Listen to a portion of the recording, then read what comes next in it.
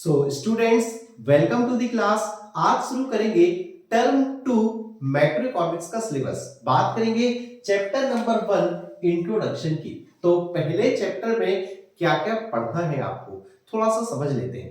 तो इस चैप्टर की आपकी टोटल 3 क्लासेस होंगी। पहली क्लास ये है जिसमें बात करेंगे how macro economics differs from micro economics. जो आपकी सेकंड क्लास यानी कल होगी, इसमें बात करेंगे इमर्जेंस ऑफ मैक्रो इकोनॉमिक्स, यानी मैक्रो इकोनॉमिक्स कैसे बना, कैसे आया, मैक्रो इकोनॉमिक्स से पहले क्या था। तो इसमें एक बहुत important topic the year of great depression 1929 भी डिस्कस करेंगे।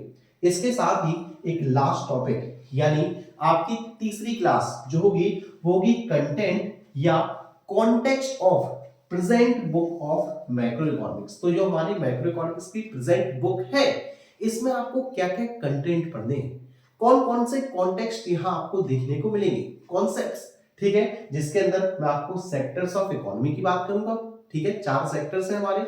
इसके साथ ही फैक्टर्स ऑफ प्रोडक्शन की बात करेंगे, छोटे छोटे टॉपिक्स हैं।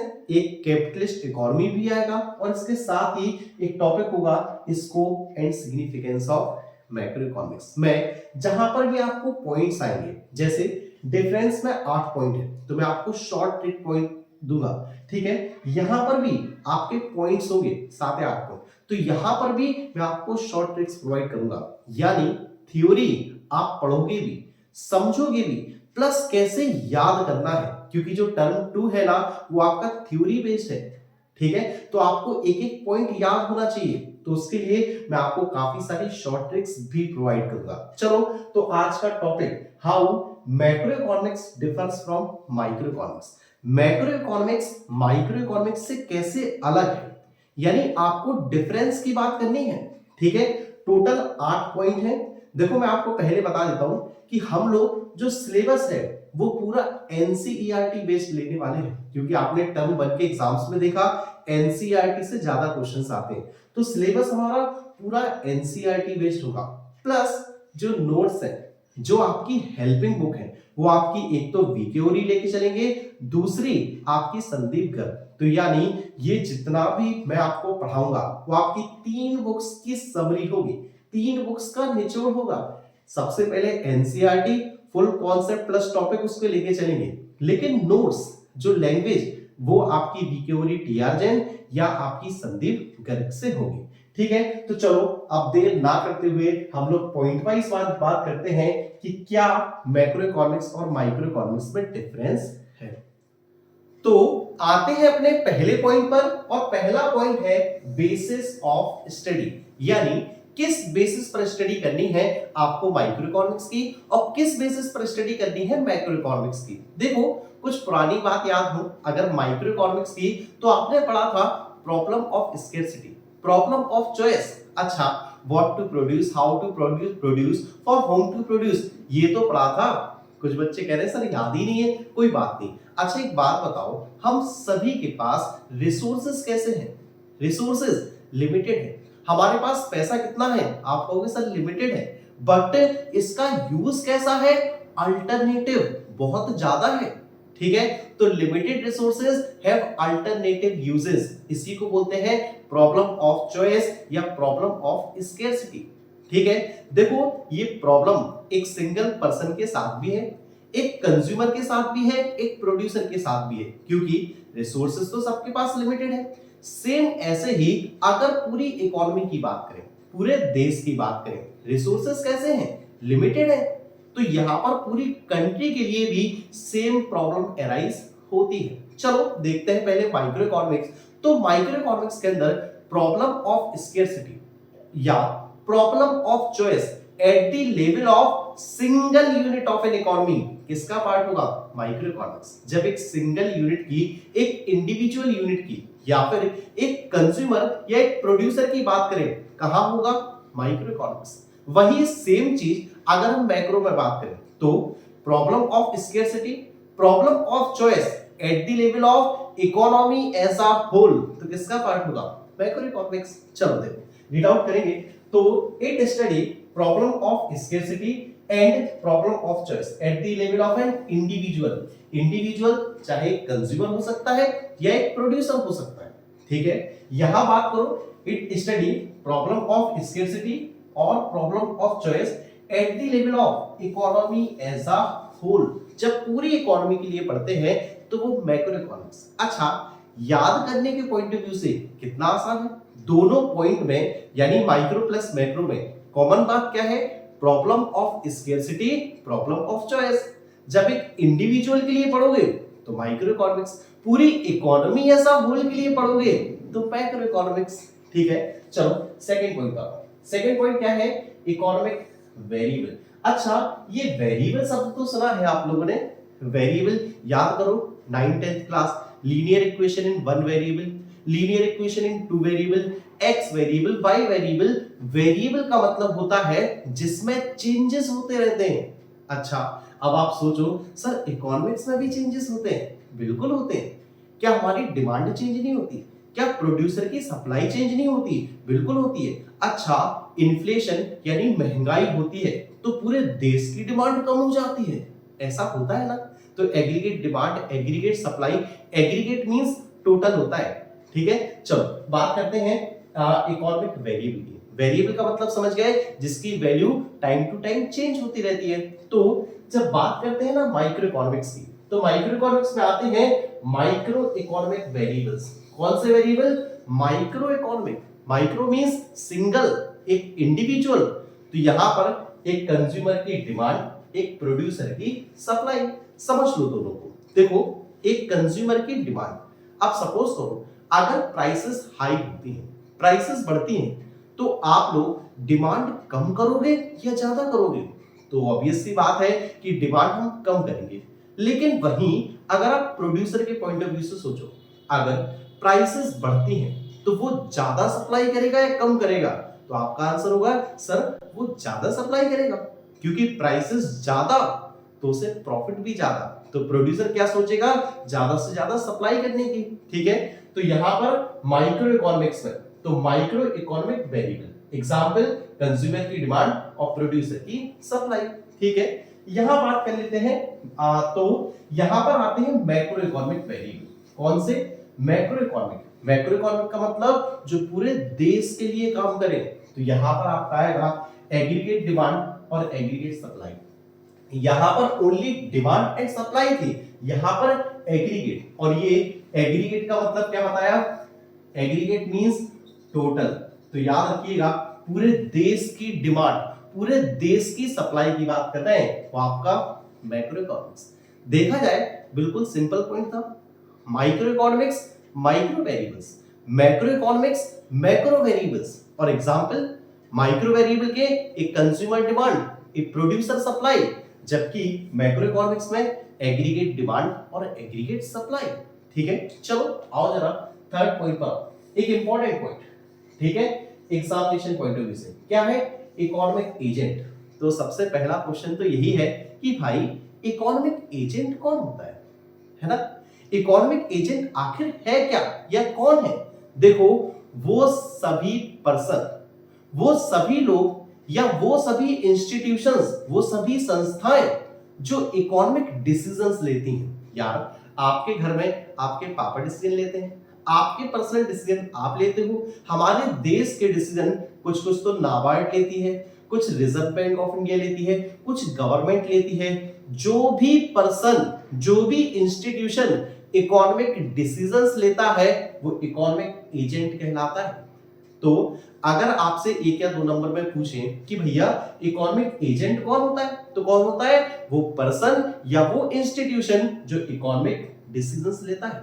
अब मुझे एक बात बताओ, micro economics, single unit, individual unit, decisions कौन लेगा? इकोनॉमिक डिसीजंस कौन लेगा?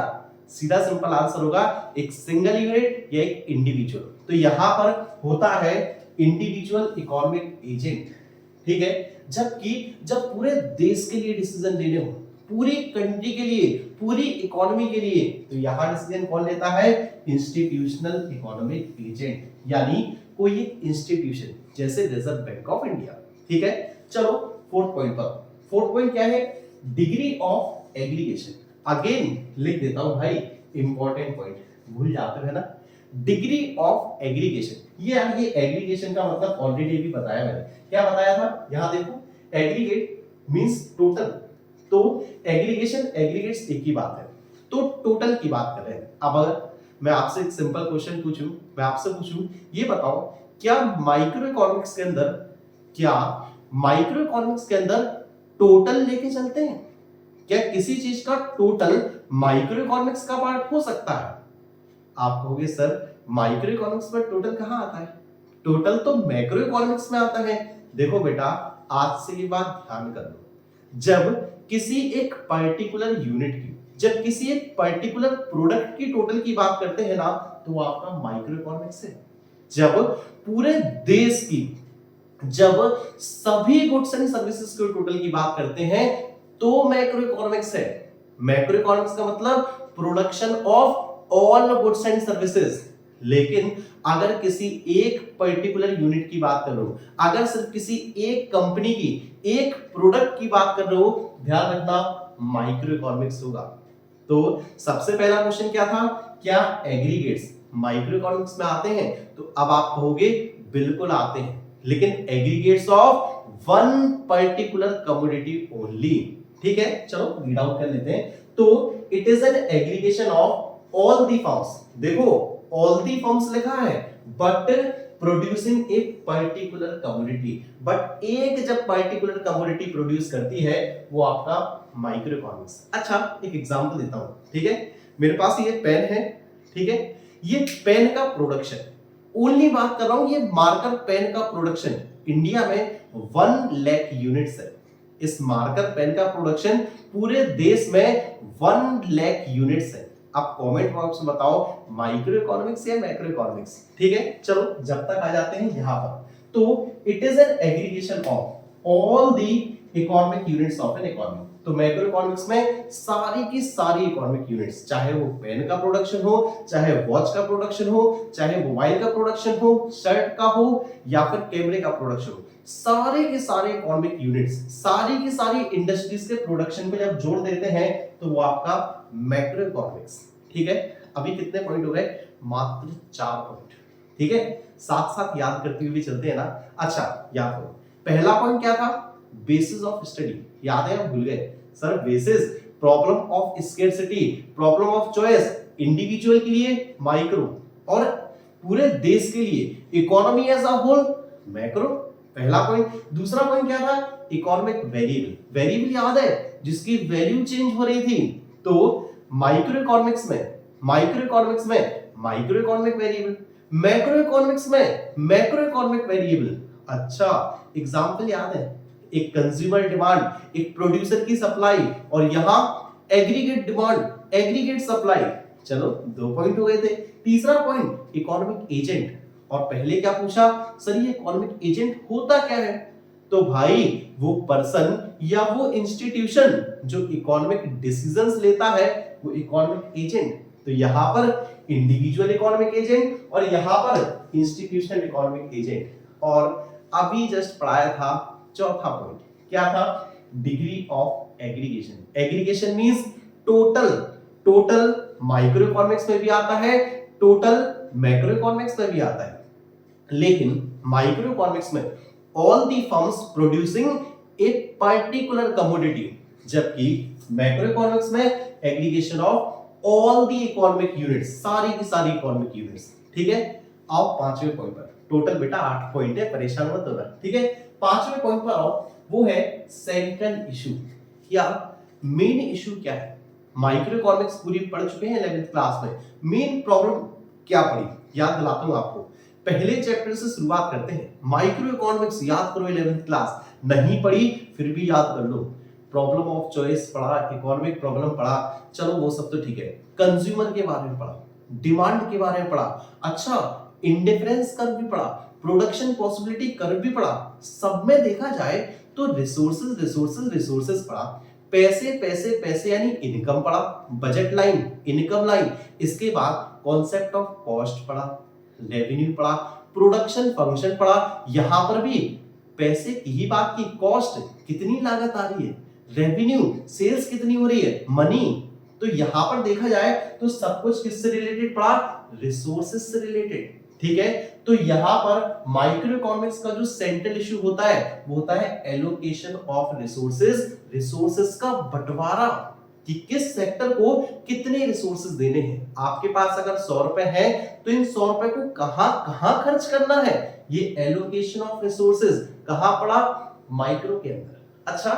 मैक्रो के अंदर, मैक्रो इकोनॉमिक्स अभी आप जो पढ़ रहे हो, खासकर जो टर्म 2 में आप पढ़ रहे हो, तो टर्म 2 में पढ़ना ही क्या है भाई, एक तो नेशनल इनकम, दूसरा एग्रीगेट डिमांड एग्रीगेट सप्लाई। तो यहां पर लिखा है डिटरमिनेशन यानी calculation of overall level of income, तो टोटल इनकम नेशनल इनकम निकाल दो, एंड आउटपुट यानी टोटल गुड्स एंड सर्विसेज का प्रोडक्शन बता दो, जीडीपी बता दो, यानी एग्रीगेट डिमांड और एग्रीगेट सप्लाई बता दो। तो ये आपको मैक्रो इकोनॉमिक्स। अब मुझे बताओ कितने पॉइंट याद हुए, कितने पॉइंट याद हुए, अभी तक हुए 5 पॉइंट। ठीक है, शॉर्ट में एक बार जल्दी से 1 मिनट के अंदर, पहला basis of study, problem of scarcity, problem of choice, individual और आपका इकोनॉमी ऐसा हो। दूसरा economic variable, micro economic variable, macro economic variable, और examples consumer demand, producer supply, यहां एग्रीगेट डिमांड एग्रीगेट सप्लाई। तीसरा इकोनॉमिक एजेंट, तो एक में इंडिविजुअल एक में इंस्टीट्यूशन।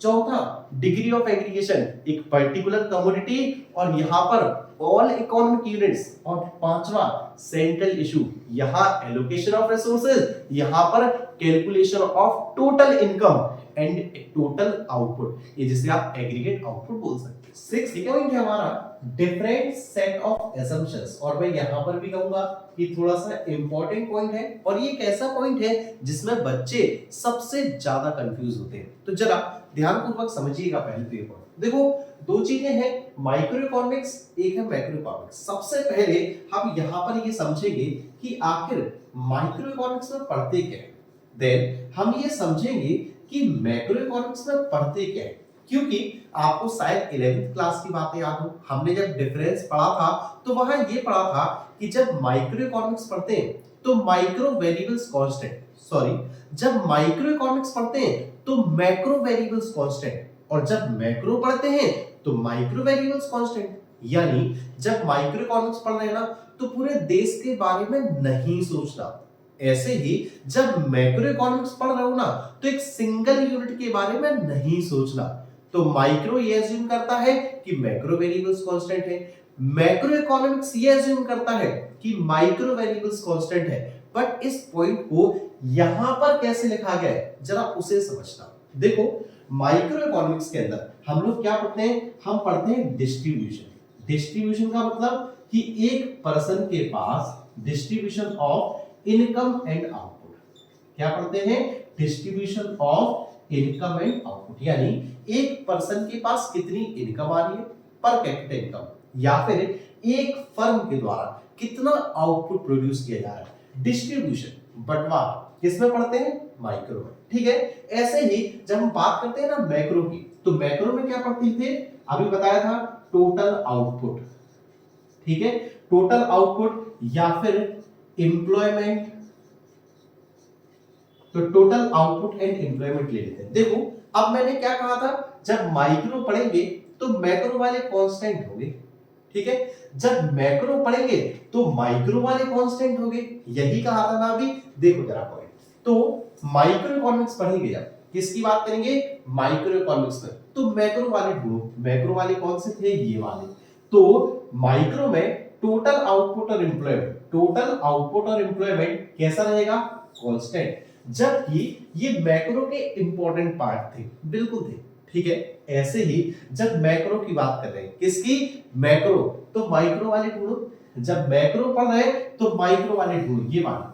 तो मैक्रो में ये कैसे रहेंगे, कांस्टेंट। तो distribution of income and output, यहां देख लो, distribution of income and output कैसा रहेगा, कांस्टेंट, जबकि एक ये इंपॉर्टेंट वेरिएबल था माइक्रो इकोनॉमिक्स का, है ना, यहां भी मैक्रो हो गया। तो ये इंपॉर्टेंट वेरिएबल था माइक्रो इकोनॉमिक्स का। अब बात समझ गए, एक बार शॉर्ट में बता देता हूं। देखो, जब माइक्रो इकोनॉमिक्स पढ़ेंगे तो मैक्रो वाले कांस्टेंट रहेंगे, और जब मैक्रो इकोनॉमिक्स पढ़ेंगे तो माइक्रो वाले कांस्टेंट रहेंगे। बस ये ध्यान रखना है कि मैक्रो में क्या आता है, माइक्रो में क्या आता है। जैसे जब माइक्रो पढ़ रहे हैं, क्या पढ़ रहे हैं, माइक्रो, तो ये constant total output and employment देख लो, ठीक है। और जब मैक्रो पढ़ रहे हैं, जब मैक्रो पढ़ रहे हैं तो ये वाले माइक्रो वाले कैसे रहेंगे, कांस्टेंट। बड़ा सिंपल सी बात है, ठीक है। चलो अब आओ जरा 7th पॉइंट पर, इजी पॉइंट, सिंपल पॉइंट, क्या है, मेथड ऑफ स्टडी। भाई किस मेथड से स्टडी करते हो, तो स्टडी करने के सिर्फ 2 ही मेथड होते हैं और क्वेश्चन में पूछा जाएगा पार्शियल इक्विलिब्रियम एनालिसिस क्या होती है, जनरल इक्विलिब्रियम एनालिसिस क्या होती है। देखो पार्शियल इक्विलिब्रियम, पार्शियल मींस जो कंप्लीट ना हो, आधा अधूरा। पार्शियल इक्विलिब्रियम मींस होता है, पार्शियल इक्विलिब्रियम मींस आधा अधूरा, जब किसी एक फर्म के, जब किसी एक सिंगल यूनिट के इक्विलिब्रियम की बात करते हैं तो वो पार्शियल इक्विलिब्रियम। तो बात तो समझ ही गए होंगे कि सर ये माइक्रो का पार्ट है, क्योंकि इक्विलिब्रियम ऑफ वन फर्म की बात कर रहे हैं। जबकि जो मैक्रो होता है ना, मैक्रो में पढ़ते हैं जनरल इक्विलिब्रियम। क्या पढ़ते हो, general. General means equilibrium of all the economic units, या हम कह सकते हैं इक्विलिब्रियम ऑफ एन इकोनॉमी। जब पूरे इकोनॉमी के इक्विलिब्रियम की बात करो वो कहलाता है जनरल इक्विलिब्रियम एनालिसिस, ठीक है। एक मात्र एक लास्ट पॉइंट क्या है, माइक्रो मैक्रो पैराडॉक्स। ये जो पैराडॉक्स होता है ना, चाहो तो लिख भी सकते हो, पैराडॉक्स का मीनिंग होता है लॉजिकल। क्या होता है, लॉजिकल। लॉजिक्स तो समझते हो ना आप लोग, लॉजिक्स, कि जब माइक्रो पढ़ेंगे तो मैक्रो वाले लॉजिक काम नहीं करेंगे, या फिर मैक्रो इकोनॉमिक्स पढ़ो तो माइक्रो वाले लॉजिक। कहने का तात्पर्य है भाई देखो, माइक्रो के अपने अलग लॉजिक है, मैक्रो इकोनॉमिक्स के अपने अलग लॉजिक है। इनको यार एक दूसरे में रिलेट मत करना। एक एग्जांपल के द्वारा समझते हैं। देखो अगर एक इंडिविजुअल, एक सिंगल पर्सन जैसे कि मैं, अगर मैं पैसा बचाना स्टार्ट कर दूं, सेविंग करना स्टार्ट कर दूं, क्या होगा भैया, सेविंग करोगे, आपका भविष्य तो बहुत अच्छा रहेगा, फ्यूचर में आपके पास बहुत पैसा होगा, बहुत दौलत होगी, क्योंकि आप पैसा बचा के चल रहे हो। मैंने कहा बिल्कुल ठीक है भाई, लेकिन आप सोचो पूरे देश के बारे में। अगर देश में हर इंसान बचाने लगे पैसा, कोई पैसा खर्च ना करे, सब इंसान पैसा बचा के रखने स्टार्ट कर दे, क्या होगा? आप कहोगे सर डिमांड नहीं होगी, बिल्कुल नहीं होगी, कोई डिमांड करेगा ही नहीं। क्यों? क्योंकि सब तो पैसा बचा रहे। अच्छा डिमांड नहीं करोगे तो क्या इकोनॉमी में प्रोडक्शन होगा? प्रोडक्शन भी नहीं होगा। अच्छा प्रोडक्शन नहीं होगा तो क्या प्रोड्यूसर मशीन लगाएगा? क्या प्रोड्यूसर इन्वेस्टमेंट करेगा? नहीं करेगा। अब अगर इन्वेस्टमेंट नहीं होगा तो बच्चा लोग एम्प्लॉयमेंट कम हो जाएगा, जीडीपी कम हो जाएगी, आउटपुट कम हो जाएगा। और जहां एम्प्लॉयमेंट कम हुआ ना देश में, वहां बेरोजगारी बढ़ेगी, गरीबी बढ़ेगी। तो सोचो यार जरा, एक इंसान अगर सिंगल पर्सन सेव करता है तो उसका फ्यूचर अच्छा होता है, लेकिन अगर वही मैक्रो इकोनॉमिक्स में सभी लोग सेव करना स्टार्ट कर दें तो हमारा देश गरीबी की कगार पर पहुंच जाएगा। ठीक है, रीड आउट करो जरा। देखो, if an individual saves more he adds to his future prosperity. जबकि पूरी इकोनॉमी की बात करते हैं तो if all the people in an economy saves more, demand decrease, सबसे पहले डिमांड कम होगी, डिमांड डिक्रीज होने से इन्वेस्टमेंट कम होगा, इन्वेस्टमेंट कम होने से प्रोडक्शन कम होगा, एम्प्लॉयमेंट कम होगा, और एम्प्लॉयमेंट से क्या होगा? गरीबी। तो the economy will drive towards future poverty rather than prosperity. तो भैया प्रॉस्पेरिटी की जगह गरीबी बढ़ जाएगी देश में। ठीक है। अच्छा टोटल कितने पॉइंट थे? टोटल थे 8 पॉइंट। देख लो यार, 8 के 8 पॉइंट समाप्त, पूरे आपके वीकेओरी बुक के हैं। और लेकिन ध्यान से देखो, एनसीईआरटी बुक की पूरी थ्योरी भरी हुई है 3 पेज में, आराम से देख लो, वही कुछ मैंने आपको पढ़ाया है। ठीक है। कुछ बच्चे कहेंगे सर पॉइंट ना भूल रहे हैं, 8 के 8 पॉइंट याद नहीं हो रहे हैं। अच्छा एक बात बोल रहा हूं, जरा मेरे साथ रिपीट करना, 3 बार रिपीट करना। ठीक है, देखो कैसे पॉइंट याद होते हैं, 3 बार रिपीट करो। मैंने लास्ट में लिखा है पैराडॉक्स मेथड एज्यूम्स। ये जो पैराडॉक्स वाला मेथड है ना, ये एज्यूम करता है 2 चीजें। क्या एज्यूम करता है? सुनो, तो paradox method assumes central aggregation, एक तो सेंट्रल एग्रीगेशन, दूसरा बेसिक वेरिएबल एजेंट। याद नहीं कर सकते उतना। क्या कहा मैंने? पैराडॉक्स मेथड एज्यूम करता है एक तो सेंट्रल एग्रीगेशन को, दूसरा बेसिक वेरिएबल एजेंट को। अब 3 बार बोलो, फुर्ती में बोलो, और जो नहीं बोलेंगे 3 बार कमेंट बॉक्स में लिख के भेजोगे, ठीक है? बोलो। तो paradox method assumes central aggregation and basic variable agent. एक बार, 2 बार। तो paradox method assumes central aggregation and basic variable agent. एक बार और यार।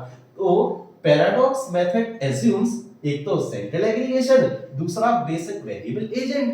अब कहोगे सर रट तो गए, है क्या? सुनो भाई, देखो यहां से देखो लास्ट में माइक्रो मैक्रो पैराडॉक्स, ये देखो मेथड ऑफ स्टडी, ये देखो different set of assumptions, assume assumptions, ये देखो सेंट्रल इशू, ये देखो एग्रीगेशन वाला पॉइंट, ठीक है? Different set of aggregation, then basic से basis of study, micro economic variable और आपका इकोनॉमिक एजेंट। अब बोलो कैसे याद नहीं होंगे मेरे भाई? होंगे ना यार? तो कमेंट बॉक्स में फुर्ती में 3 बार लिख के भेजोगे। क्या लिख के भेजोगे? Paradox method assumes central aggregation and basic variable agent. तो बच्चा पार्टी आज की क्लास में सिर्फ और सिर्फ इतना ही। मिलूंगा कल आपसे नेक्स्ट क्लास के साथ में। अगर वाकई आपको सारे पॉइंट समझ में आए हैं, याद हो गए, तो बच्चा लोग एक बार बस सारे ग्रुप्स में ये क्लास शेयर कर देना और सबको बता देना कि नई नई ट्रिक्स के साथ मैं आपके साथ आ चुका हूं टर्म 2 के पूरे सिलेबस के लिए, वो भी फ्री ऑफ कॉस्ट यूट्यूब पर। चलो तो thank you so much for attending the class. मिलता हूं कल। Bye bye. और हाँ, शेयर करना मत भूलना। Bye bye.